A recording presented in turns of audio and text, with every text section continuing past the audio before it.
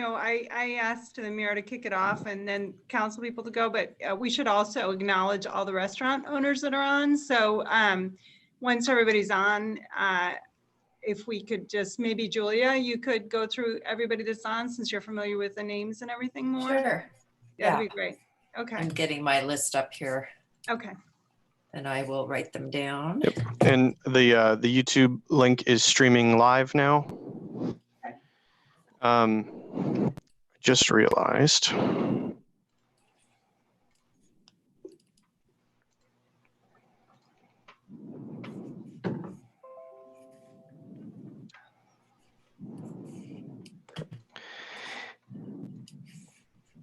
Hey guys, I'm Rob, for those of you I haven't met. Hi, Mary Lynn. Julia, nice to meet you.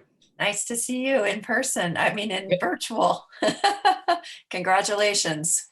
Hey, everybody. Howdy, Eric. Morning, Jeff. Hey, how's it going? Good, good. Hey, Eric, it's Ken. How you doing? Good, good.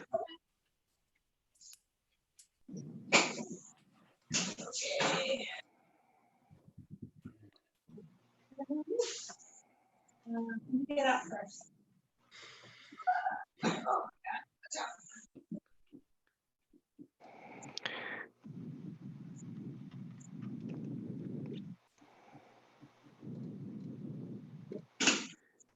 Hello, everybody.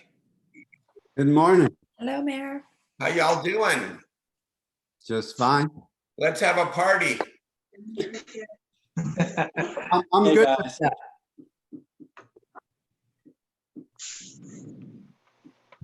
Mary Lynn, so I'm the MC. Yeah, you be the MC. So you've got your council colleagues here. Steve's going to stream in from Queen Sheba. And then Julia's going to quickly, because, there are a variety of restaurant owners are going to be on the line. So she'll quickly introduce them. Why don't you say a few things, then have Julia say which restaurant owners are on, then the council members can talk, and then some restaurant owners can talk. Okay, that's the deal. I'll kick it off, then I will turn it over and we'll do our thing. Yep. It's great. Welcome to everybody. Toki and hi. Hello, good morning. Eric, Craig, Toki. How you guys doing? Good. We're doing good.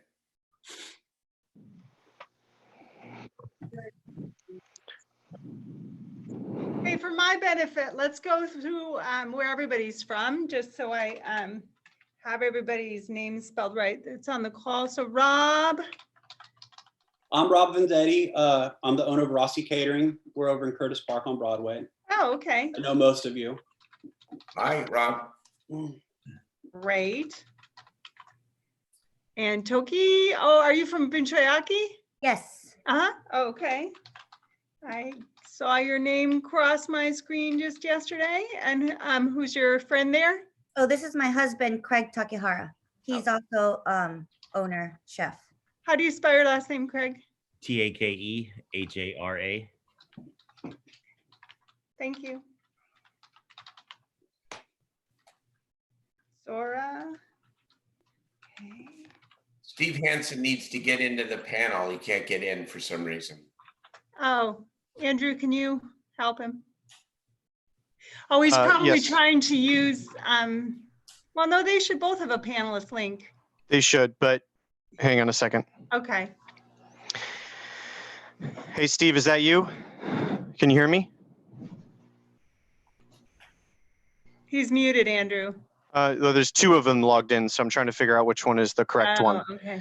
I'm just going to promote that one to panelist and see if we can get him in here.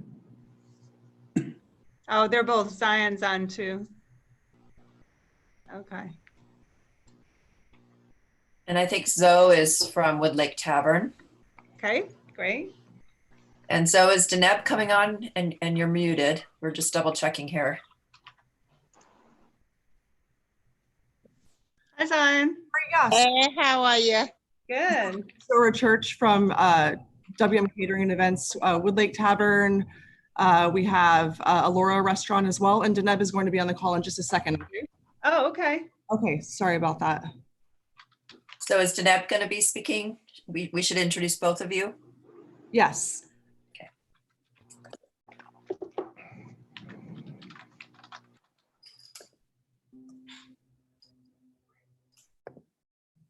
Steve, this is Andrew. Can you hear me? I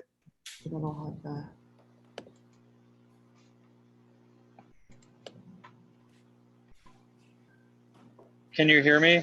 Yes, now we can hear you. Okay. I've been remute. Yeah. Nope, you're fine. You're fine. Sorry. That one was, I'm going to promote you to a panelist. There's a wrong link there. Congratulations. Okay. There you are. Okay. I'm on scene here. I see Zion in the background on the feed, so I thought I'd come out and socially distance. Hello, everyone. Sorry I'm late. Can you pick me up some lunch, Steve? I'd be happy to. All this talk about food make a lot of us hungry. Making us hungry. If you went on your bike, why don't you drop some off over here in Tahoe Park? There you go. I did not bike, unfortunately, today. So, Mary Lynn, you're going to give the high sign when we're ready? Yeah, is everybody, so Andrew, are the media on? Can you tell who's all on? Yeah, looks like we've got Okay. a crowd. Mhm. All right, and these look like duplicates at the bottom. So let's get started. Why don't you go ahead, Mir? Well, good morning, everyone, and welcome to our virtual Zoom press conference this morning for a very exciting announcement.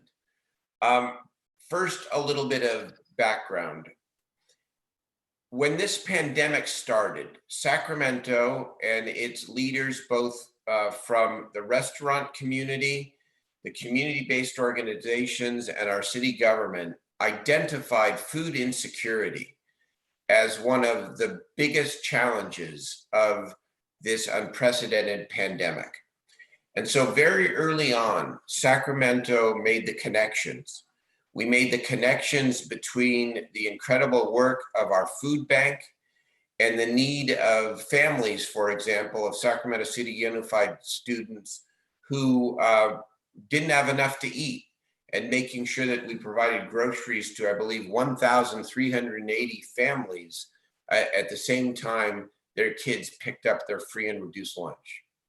At the same time, our entrepreneurial restaurant community decided that they weren't going to just sit there and do nothing, even while they had to close and or severely curtail their operations.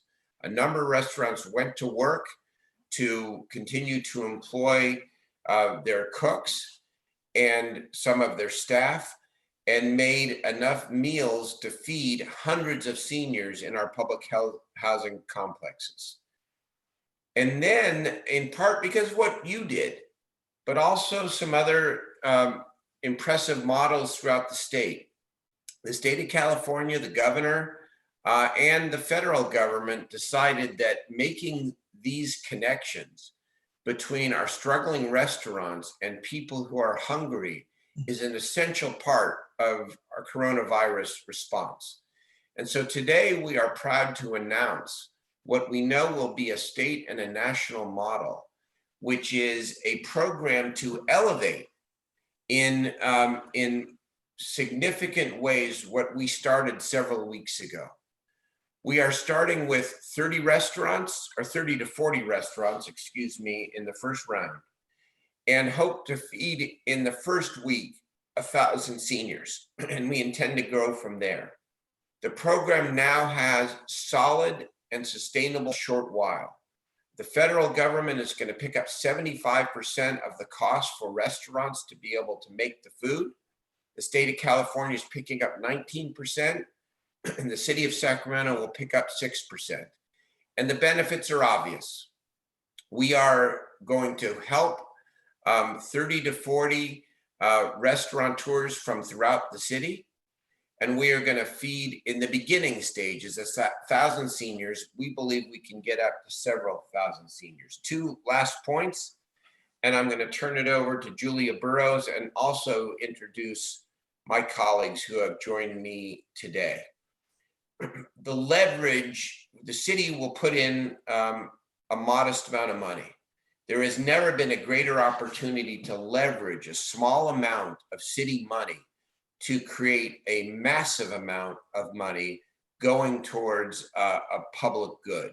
And that's exactly what's happening here with this program. The second piece is, we have heard the concern, especially with the way that the city distributed the first $1 million small business assistance, that we always be intentional about raising up these kind of programs with a focus on inclusion and diversity. And so this program and the restaurateurs who we have engaged and involved in this first round represent the diversity of our city by race, by ethnicity, by gender, but also by geography, because every city council district in the city is covered. And so this is the right way to do it. Inclusion, inclusion, inclusion, while we feed seniors and we support our restaurants as they hopefully begin transition back to being able to open up once again within the next, I hope, several weeks. I'm really proud to be joined by Vice Mayor Jeff Harris, Councilmember Eric Guetta, and Councilmember Steve Hansen. And I want to turn it over for a moment before I turn it to my colleagues to Julia Burrows, who's my senior staff member on this, who's done a fabulous job on my behalf, but really on the city's behalf in taking on this food insecurity issue with all of its challenges, but all of its opportunities, and helping to put this together. So Julia, thank you so much for your work, and I turn it over to you for a moment. Thank you, Mayor. And today I have the privilege of introducing the 5 restaurants who will be answering questions and speaking to the opportunities that are presented with this initiative. On the virtual press call, we have Binchoyaki, one of the 30 restaurants represented, with Toki Sawada and Craig Takahara. We have Device from South Sacramento.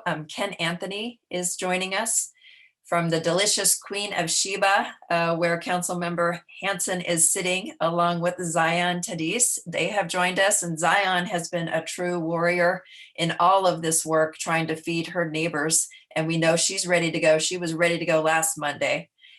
We have Rossi Catering and Rob Vendetti, and we have Woodlake Tavern. They have 2 representatives on the line today, Deneb Williams and Zoe Church.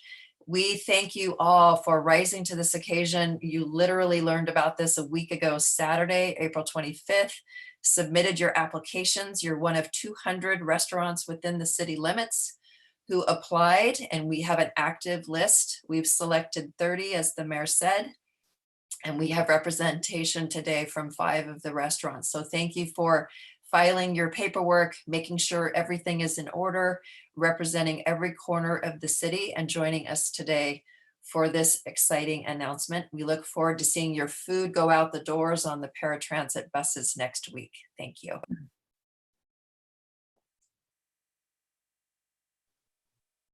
You're muted, Mayor. Oh, thank you.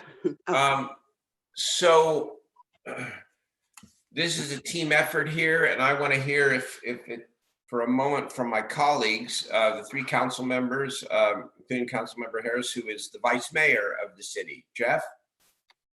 Well, thank you, Mayor. I'd also like to thank Julia. Julia, you've done a tremendous job in a short period of time, and I know you've really pushed hard on this. So there's 2 aspects to this. People need to eat, but people also need to be productive, and this is a win-win for everybody. In such a short period of time, it's actually been hard to identify the seniors because we're all in isolation.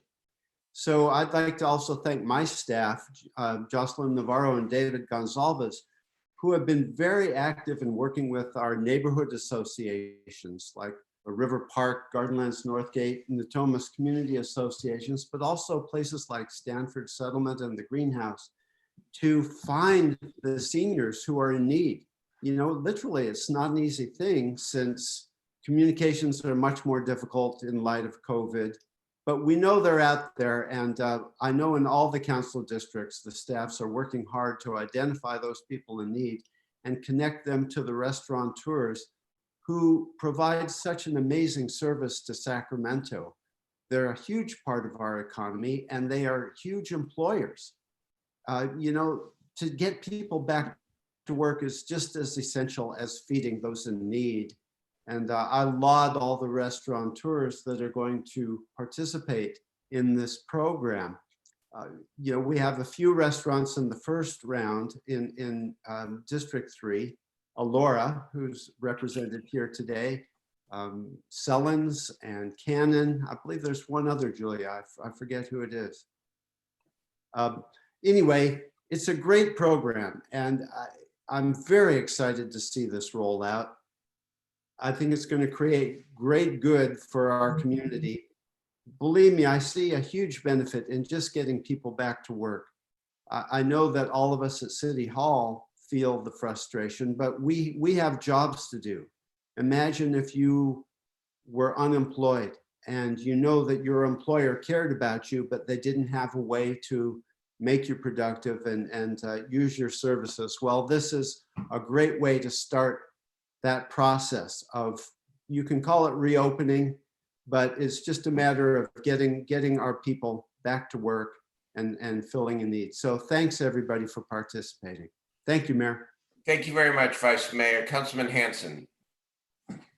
Thanks, Mayor.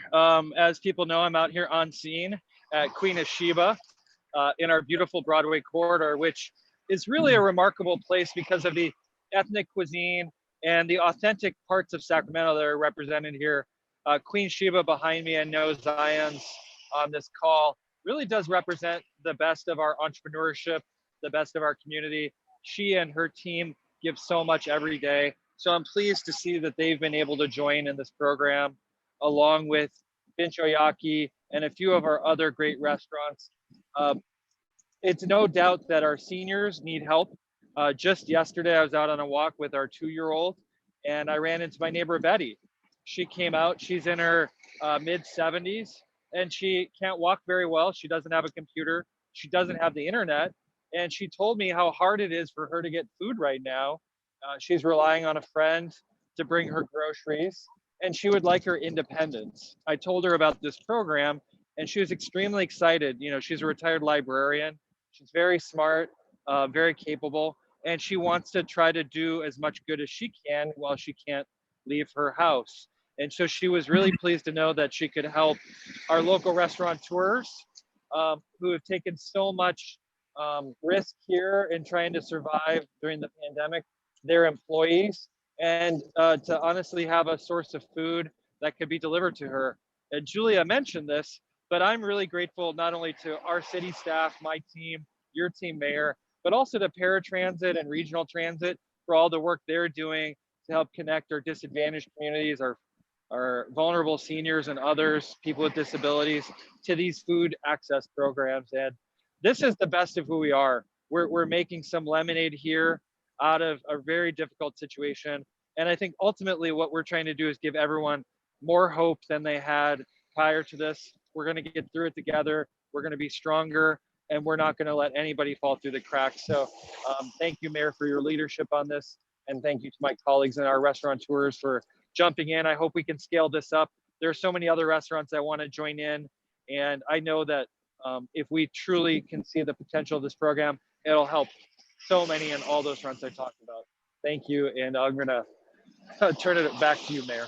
Thank you very much, Steve. Before I turn it to Councilmember Guerra, let me just give you a little bit of detail on the statistics. 59% of the restaurants involved are minority owned. 30% are women owned. We have to be intentional, and this is a very good start. Councilmember Guerra. Thank you, Mr. Mayor. It's great to be here on this morning Zoom conference call. One, I want to again thank all the hard work that our city staff in your office, Coy in my office, also our city employees who are managing the 311 system, because if there's a senior who's out there who's looking to sign up, they can call 311 and get that information. We want to make sure that people know, as the mayor mentioned, we're being intentional. Also, our 311 has 17 different languages, so if you need to get access to that. But the key thing about this today is if we're going to battle this pandemic, we need to practice social distancing and protect those most vulnerable. The best way we could do this by helping our seniors get access to food. And many of our restaurants, much like Rob and Rossi's that is on the line today, relied a lot on catering also. So it wasn't just the sit-down crowd. It was folks who did a lot of work for our businesses that at like the UC Davis Medical Center, at the county buildings, at our business offices, when we would get meetings together and have working lunches and do catering for that all went gone completely from the situation. So this is also to help. I've seen Queen of Sheba's great catering in the past. So this is a great way to look at how we used to do catering. Now we're catering to our seniors and making sure that we're providing them a healthy meal. One, again, all of these restaurants have gotten a clean bill of health also from the county department, and it's diverse. It's from all parts of our city. It's all types of food. And one of the highlights of our city of Sacramento is how diverse of a city it is. So guess what? We also get the byproduct of having great diverse businesses as well. For many families, the restaurant industry is the start to getting into the American dream. So many folks who are, either first generation here, immigrants or refugees, have created that diaspora of taste for our city. And it's come out of that level of intentionality that we're supporting a very diverse set of businesses throughout the city. So again, I want to just thank everyone how much this is important to support our neighborhood businesses throughout the city, and also providing a resource for our seniors. Thank you, Mr. Mayor. Thank you to all the staff who put this together. And thank you to all the restaurateurs out there and workers and the kitchen staff who are working out there. Thank you, Eric. So Julia, we want to hear right from our entrepreneurs here, our restaurateurs, but I want to ask you before we do that, to just talk a moment about how we are going about recruiting, if you will, eligible seniors to make sure that we make the connection on that side. Yes, so thank you, Mayor. We are, as Councilmember Guerra said, opening up the 311 line. That has taken a number of calls since this has been publicized, and those calls will be onboarded. We also have a paratransit call center, which is available, but the easiest way for a senior to enroll or someone who is an advocate for a senior to enroll is call 311. There are a series of questions to self-certify the senior as eligible to participate. If you're over the age of 65, you automatically qualify. If you have a medical condition or are a high-risk individual older than 60, so 60 and above, you also qualify. So those folks at 311 are ready to take those calls, and the more seniors we enroll, the sooner we start the program and the sooner we grow the program. All right, very good. Let us go around the horn here for the people who are really making it happen, and that is our restaurant community. Who wants to go first? Rob? Sure. So, hey, everybody, I'm Rob. I know, like Toki and Craig, you guys have been doing this. When, and Mulvaney, Brad, everybody else, when are we going to get, a big share on what's working, what's not, the nutritional facts, some help as far as that goes, and the guy's new to this. Well, we have been doing these family meals, and I think we're about 5 weeks in now. We've also been helping with the Mercy housing, and these are the programs and putting together all the types of food that we're given. We have been receiving a lot of donations, and so that's been helping with a lot of the costs of food that we're doing. Also, just trying to change the menus. Uh, the people that we're serving on the family meal is the same people that we serve week after week. So obviously, we don't want to serve them the same type of food. Not necessarily always the food that we serve at the restaurant, but what we can create and create a balanced meal. So we've, we have a protein, we have a vegetable, we have a starch, some other kind of salad or something to that effect. With the family meals, we also do a sundries bag, which is basically some sort of a type of snack for 4 different meals too. So depending on some of these things, we like to add fruit or chips or something like that, but lots of things that have nutrition and try to keep somewhat of a balanced diet. Sure. And we generally know what that is.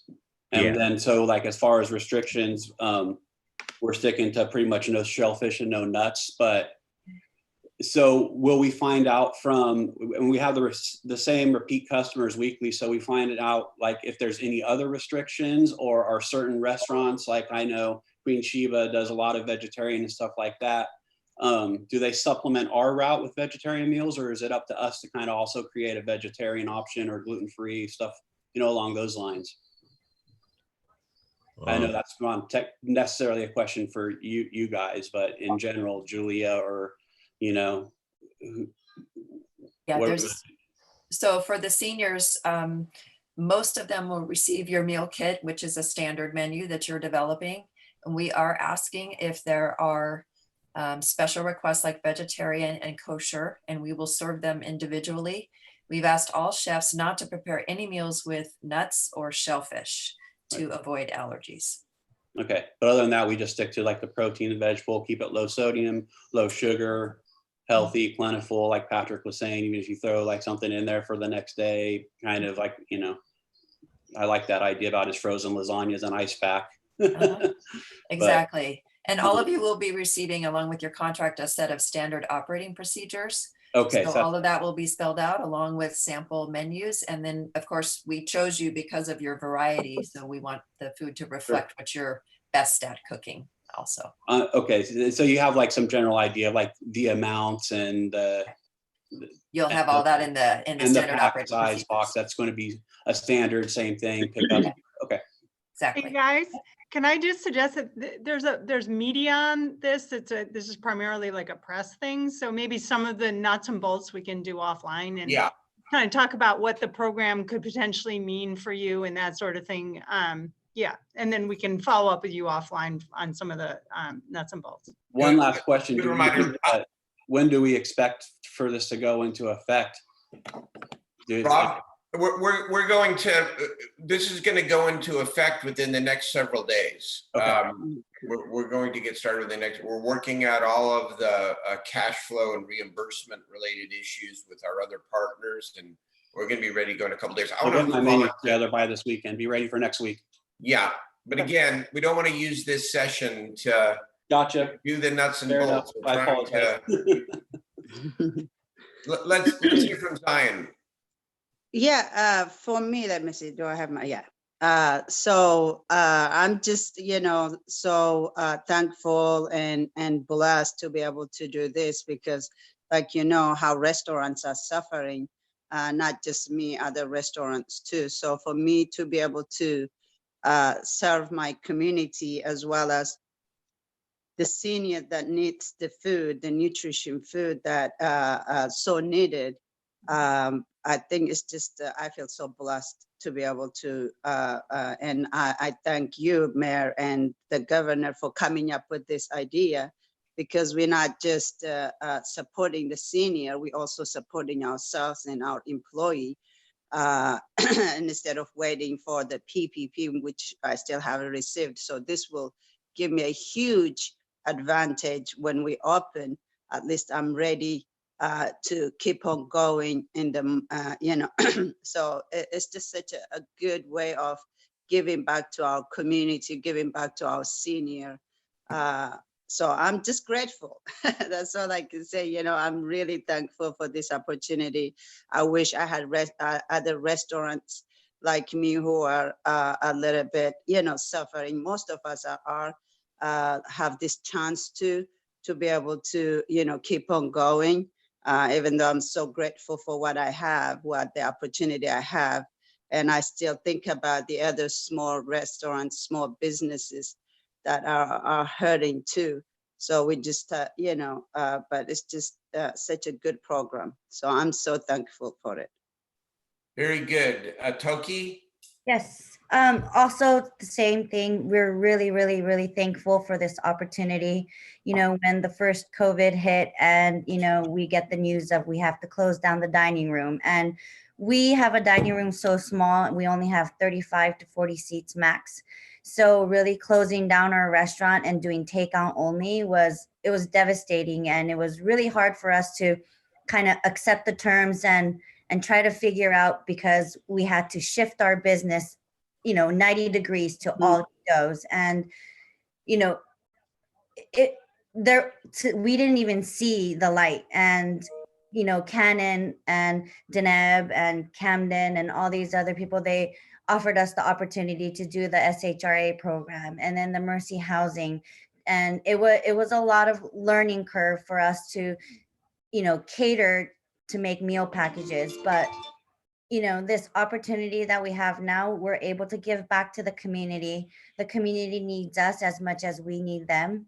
So really being able to help the seniors, the people that are not able to go out and get the necessary needs, the low income housing families that have kids at home all day. I have 2 kids at home and I have to supply 3 meals a day now. And it's very stressful. So if we're able to be that help, not just for the food, but also the mental help, that they have food in their refrigerator, they have food the next day, to have that opportunity is really huge for us. And I'm really thankful that we're able to be a part of this. Good, thank you. Who have we not heard from? If I may. Yes, please. My name is Deneb, and I'm with Alora in East Sacramento. And I would just like to say, Mayor Steinberg, Julia, this is a great example of amazing leadership. Thank you for what you're doing. I obviously echo what Toki and Zion are saying. We are extremely grateful. When this pandemic hit, Brad and Patrick and Oliver, we kind of sat in a room with Clay, and Clay unveiled this vision that he had for Family Meal. And I really can't give him and Brad enough credit, and Patrick Mulvaney as well. I mean, they were just amazing leaders. These people didn't even hesitate when it came to helping others, even though their businesses were crumbling around their feet. And I was blessed to be at that meeting and have the opportunity to dream with them of what we could do. And, it's been 5 weeks. It's been rough. It's been this amazing learning curve of trying to figure out how to retool our businesses to provide meal kits. I feel like the Great Plates initiative is even different from what we've been doing. Now we're providing individual meals as opposed to family meal boxes. I think we should all work together and share what we're learning as we're going. Anyone who wants to come out to our facility and participate in a boxing run for one of the other events that we're doing for SHRA or Mercy is welcome. Just IM me or send me an email. But this for me is hope. It's hope for my employees. It's hope for our businesses, and being able to give back to the community and being able to provide food for senior citizens is really a blessing. And I feel that every day I wake up, as long as I can have that hope and as long as I can feel like I'm contributing to our social good, I'm ready to keep going. So I'm excited, and thank you, Mayor, and thank you, Julia. Bless you. Thank you. Zora? Yeah, hi. So, and thank you so much. Wood Lake Tavern and District 2, we're so excited to be able to continue serving the community.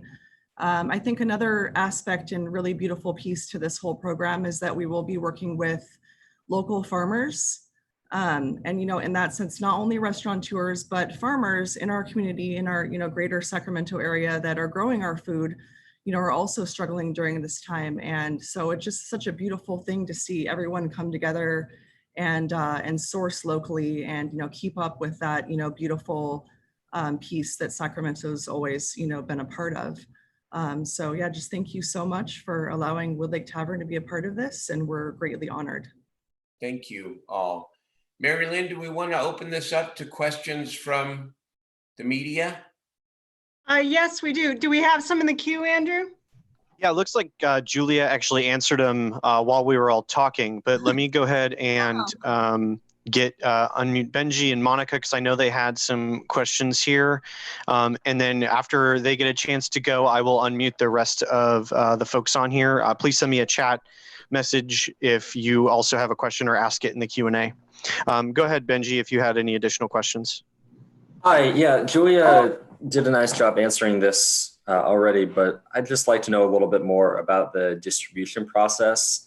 And I guess, if SAC-RT really has the capacity at this point to hit 3,500 homes per day delivering these meals. So here's a little bit on the logistics. Each of our restaurateurs will be making 50 meal kits on their assigned days. The meal kit will have a breakfast, a lunch, and a dinner.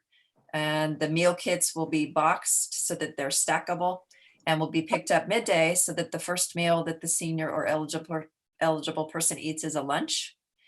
Paratransit has seen a ridership drop of about 80% due to the shelter in place advisory for high-risk individuals and people over who are over 60, 65. So they have a lot of capacity in their call center and a lot of capacity in their buses that are around town. And this is allowing them to actually keep their drivers employed. They received a PPP loan and are using that to pay the staff. So we're leveraging that investment. And right now for the first week, Paratransit does have the capacity. They share space with United Cerebral Palsy. And as we add seniors, we'll be adding rides provided by the UCP team as well. They're in the same place where they're trying to keep their drivers employed and have some funding to do that. And then we will also add capacity from SAC-RT, because as we've seen, their ridership for their smaller mobility buses has also declined. So it's a win-win in that respect that we're keeping drivers employed. And to your question on safety measures, all of the drivers are background checked. That is a requirement of this program. They are trained already because they've been doing our meal delivery throughout both Sacramento and Yolo County. They all wear masks, they all wear gloves. We're very careful when we load the meals. They're all contained and stacked and wrapped on the interior in addition to an outside box. And the delivery will either be to a property manager for a large complex and they'll go door to door. We will never have our people enter, or it will be a doorbell ring and the seniors will know a certain amount, within a certain window that the delivery is happening. So there really won't be an individual contact, although the food delivery itself is a wellness check for our seniors and our medically vulnerable, but they've got the capacity, they've got the training, they've got the background to make this happen. And that's one of the partnerships that makes actually Sacramento the model for the state. I'd just like to add on to what Julia said. I just rotated off the Paratransit board, and Paratransit, Tiffany Fink, the executive director, has done a phenomenal job repurposing the whole team, because we work with seniors and others who are vulnerable every day. Our drivers are very experienced, and our call center already knows where many of these people who might be more socially isolated live and have access to them via our call center. And we've been doing wellness checks through Paratransit as well as the deliveries. As chair of the RT board, I know too, we're looking at ways to deliver that like that. And I think Julia covered it well, but all of these folks who are continuing to work want to have a purpose. And this is a great way to connect them to this need and keep everybody healthy and moving. I really like, Julia, that you mentioned the other benefit of this program, and that is a checkup, if you will, on vulnerable seniors. That is really important. The delivery of the food provides an opportunity for the seniors to have some limited, yes, and safe contact, but worry a lot about our vulnerable populations who have been alone for a long time. And Mayor, here's two other factors associated with that are in the works and that we hope to launch with the program. The first is every Wednesday morning, we have a food access collaborative call with about 50 participants. And under your leadership and the council members' offices, we have been coordinating food efforts. And on that call is Ken Altine from SPCA. And during the first week, we'll be asking the seniors if they also need a little bag of cat food or dog food, because we don't want them to have to surrender their companion. And we may add the delivery of the pet food.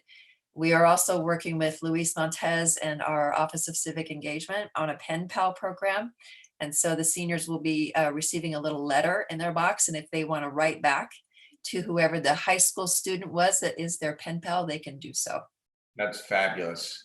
Yeah, we've been talking about all the different ways to create those connections, even for people who don't use technology, because not everyone uses technology. What's the next question? Go ahead.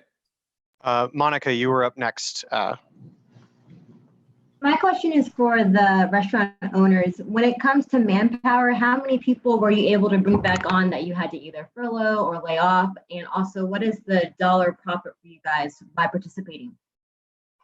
I mean, for me, originally I had 15 employee, so I had to go down to 6 employee. Now slowly I am actually adding more and more every day, because the more right now, you know, we're doing more better and better. So I'm back to at least 10 employee right now. So I'm hoping with this, what the opportunity we have, I can have all my staff, 15 employee back to work again. Yeah, as soon as possible. Yes. Great. Do we have any more, Andrew? Hi, we're from Binchoyaki. We are a very small restaurant and we only have 11 employees too. So when the pandemic hit, we were offered that opportunity to do the SHRA program and the Mercy Housing. And because of that, we are able to keep all of our employees on staff still, close to working similar hours, but a little bit reduced, but they're able to get by, and now we're able to sustain them a little bit better with this program. My next question also is, we have 30 restaurants right now who are participating. If more restaurants want to come aboard, does that mean it's going to be a rotation on what restaurants are able to be a part of this program, or are you just going to keep adding additional restaurants and everybody will be able to participate? The intent is to add as many restaurants as possible and guarantee a steady income, either serving 3 days a week, these 150 meals for a $9,000 a week revenue, or 4 days a week, 12,000. We'll hold that steady and just keep adding restaurants as we go. As I said at the beginning, we had 200. We're keeping them active and trying to add as many of them as possible as we grow the program. You can't beat putting down 6% and getting the remaining 94% covered by the federal and state government. We don't know how long that will last. We know it will last through June the 10th. Beyond that, we will see. Okay. Mayor, if I could highlight that again, I mean, I want to again thank you and your staff, because this is something that again, to remind that the city started, and now we're growing and escalating it and growing on it. I think that is something that can't be lost. We obviously couldn't grow without the federal resources, state resources, but the fact that the city of Sacramento team has been pushing on this, that is, I think, a key thing to remind and to bring home here. And just as a heads up, I will now be unmuting each of the remaining attendees here. And if you had any final questions before we close this out, go ahead and ask them. Anything else from member of the press? Okay. All right, thanks, everybody. Thank you, everybody. Great stuff. Thank you. Thank you. Thank you, guys. Thank you, Fred. Thanks, everyone. Have a great day. Yeah. Bye. Thank you, Steve. I appreciate you. Love you, Zion. I saw Love you your staff too. out here